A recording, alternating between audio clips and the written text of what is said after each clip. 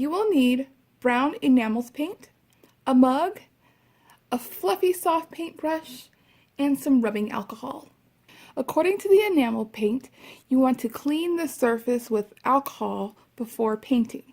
I like to roughly map out how I want the drips to be, kind of staggering the lengths. And since enamel paint is quite thin, use a very light hand when putting the paint on so you don't have to use a bunch of layers. If you don't have the right brush, then you might have to do multiple layers, but just make sure that you let it dry for an hour between each layer.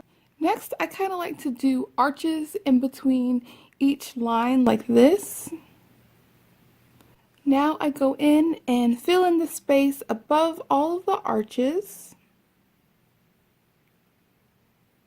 Now I'm going to go in and kind of refine all of the ends of all of the drops and make them kind of round.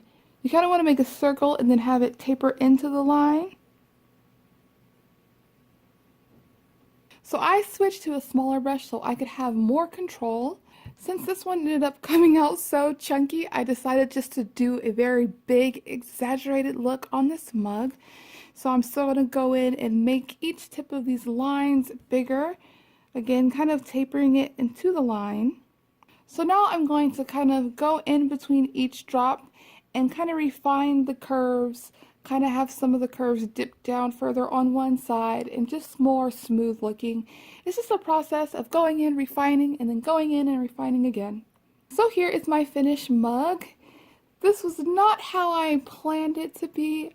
I was just thinking of thinner, kind of more realistic, thick drips, but I kind of like this really big, chunky, jumbo, whimsical kind of look. I'm really pleased with how it turned out.